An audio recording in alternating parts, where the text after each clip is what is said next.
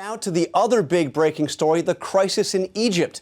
Both sides are calling for demonstrations later today after deadly clashes this weekend, and there is still confusion over who will be named prime minister in the new military-backed government. Egypt's ambassador to the U.S., Mohamed Tawfik, is standing by to join us next. But first, our dramatic interview with the spokesperson for the Muslim Brotherhood, El-Haddad. He is a wanted man in Cairo with a warrant out for his arrest, but he told ABC's Byron Pitts, even after the violent crackdown against the group by the military, he and his colleagues won't back down until President Mohamed Morsi is put back in charge. The military, they have insisted this was not a coup. Well, I don't understand what naivety can behold any person to see all the ingredients, political science-wise, of a coup and not see it's a coup. It's military junta on TV, tanks on the street, troops on protests, military people shooting civilians. I mean, it's every ingredient of a full police state. I mean, what else are people waiting for? The leadership of the Muslim Brotherhood has been calling for the return of President Morsi. It seems, as we sit here now, that's not going to happen. So what is Plan B?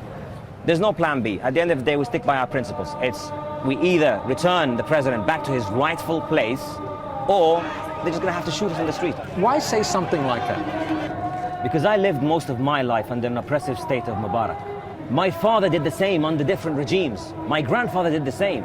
It's been too long and this country has been robbed for its freedoms. I'm not willing to let my son and my daughter inherit a state in that mess. I will stand in front of that tank even if it rolls on our dead bodies. A dead man can't enjoy democracy. Yeah, the ones he leaves behind can. Joining us now, Egypt's ambassador to the U.S., who was appointed by President Morsi, Mohamed Tawfik. Mr. Ambassador, thank you for joining us. You heard there from the spokesperson for the Muslim Brotherhood. They are willing to die for this. They say it is ridiculous to say that what has happened is not a coup. What is your response? What has happened is that the people of Egypt have decided that President Morsi did not act during his year in office as president for all Egyptians. 22 million Egyptians wrote petitions demanding early elections. My advice to the Muslim Brotherhood is they need to acknowledge the mistakes that they made, and they need to join the process. Let us look ahead to the future. There is room for everyone in Egypt, but there is no room for violence.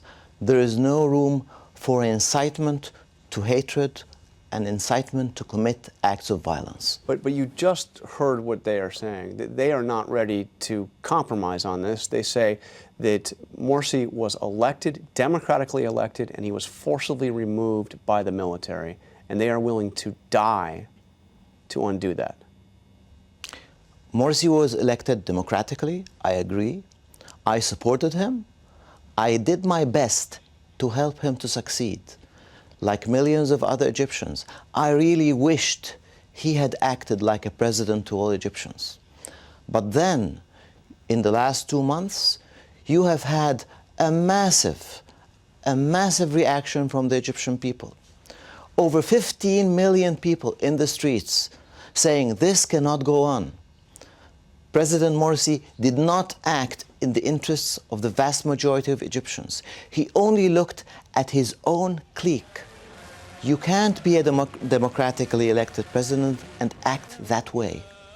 So now we want new elections. We're going to get new elections. We're going to get a new parliament. How soon will we see new elections? As soon as we possibly can. But what we need to do Are we talking months, weeks, months, years? I mean, how quickly does this As happen? quickly as we possibly can put it together.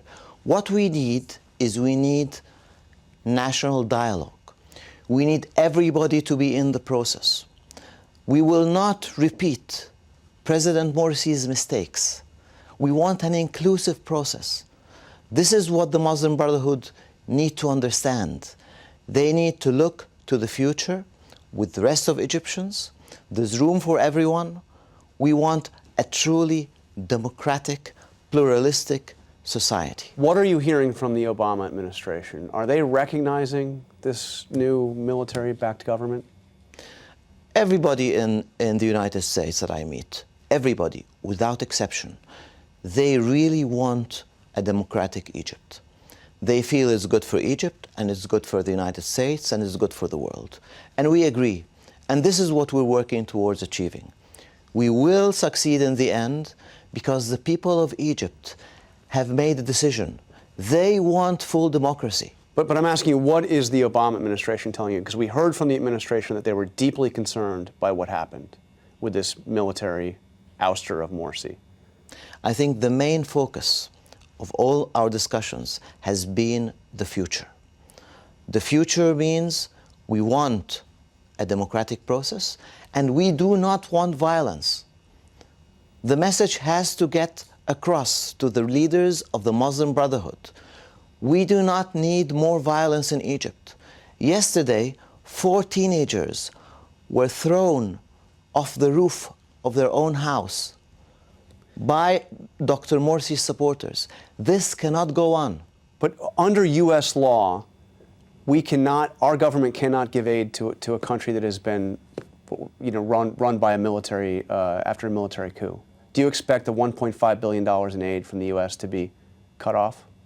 Egypt has not undergone a military coup, and it is certainly not run by the military. Today, there is an interim president in place. This is not a coup. Absolutely not. The military, listen, what happened was you had over 15 million people in the street, and President Morsi, he could have said, listen, my people, I listen, I hear you. But instead of that, he whipped up religious fervor among his supporters. And there was violence in the air. After more than 20 people had been killed, leaders from Egyptian parties, from Egyptian religious establishments, from the military, they came together. They said, we have to stop this. Otherwise, violence will spiral out of control. But now your government, and you must be in the oddest situation. You were appointed by President Morsi, and now you are representing the government that has overthrown him. They have closed down Muslim Brotherhood television stations. They have arrested leaders of the Muslim Brotherhood. What is going to happen? Will the Muslim Brotherhood have a role in the new Egypt? What is going to happen to President Morsi? He's under house arrest right now. Well, the people have a right to demonstrate peacefully. This is guaranteed by the Constitution. People have a right to express themselves in any way that they want without inciting to violence. If you start inciting your followers to violence, if you start whipping up religious fervor, if you start talking about jihad, about martyrdom, then many, many people are going to lose their lives. And that is against the law. Mr. Ambassador, thank you for taking time to talk to us this morning. Thank you very much. It's a pleasure to be with you.